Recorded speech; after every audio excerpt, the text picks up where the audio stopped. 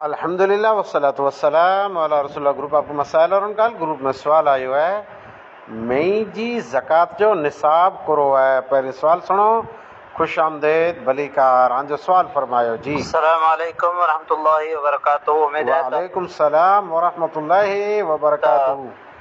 शेख मोहतरम खैर आफियत से हूंदा, अल्लाह के अल्हम्दुलिल्लाह। पंहिंजे हिफ्ज़ अमान में रखे, आमीन।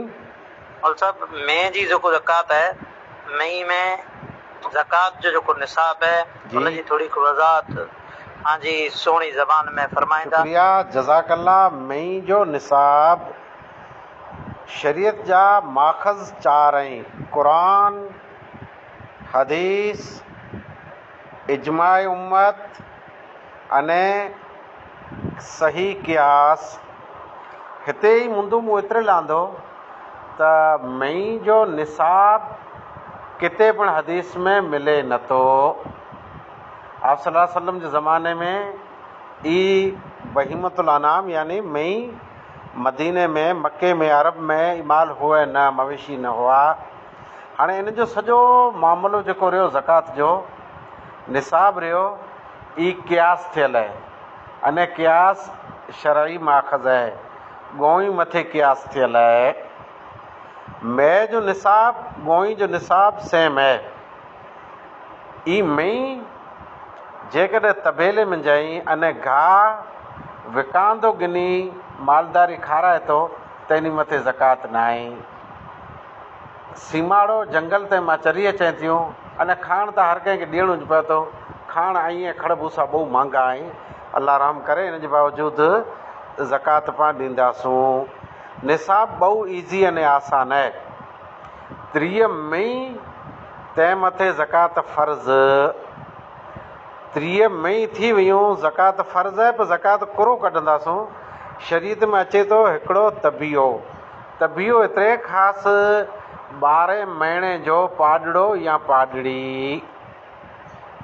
अने जेकॾहिं 40 मई आई त हिकिड़े वरे जो वधारे यानी मुसिना ॿ जानवर ई कढंदासूं ज़कात में।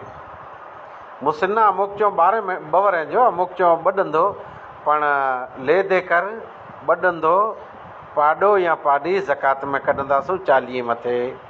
30 ते ज़कात फ़र्ज़ थी चुकी आहे।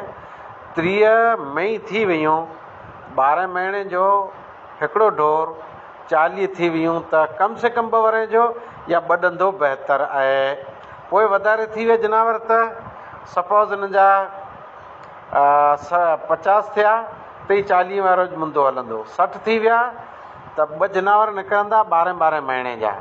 70 थी विया 2 जनावर निकिरंदा, हिकिड़ो 12 महीने जो, हिकिड़ो ॿ अने जे ऐसी थी विया त 2 जनावर ॿ ॾंदा। नीवू थी विया 3 जनावर 12 महीने जा।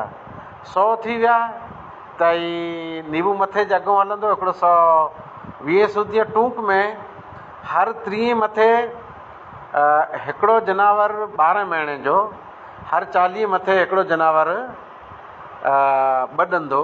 कम से कम 2 वरे जो हूंदो तव्हां वांदो न आहे। ई निसाब आहे।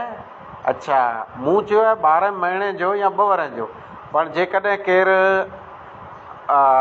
इस्लाम जे टेके में हमदर्दी अने ख़ैर खाई करे सुआ मै ॾेई ॾे, गबड़ी मै ॾेई ॾे, सुठी सुहिणी मै ॾेई ॾे त नूर अला नूर, इहा अफ़ज़ल अने बहितर आहे। मई जो निसाब गोई जे निसाब मथे क़ियास करे में आयो आहे। वाख़िर दवाना अल्हम्दुलिल्लाहि रब्बिल आलमीन।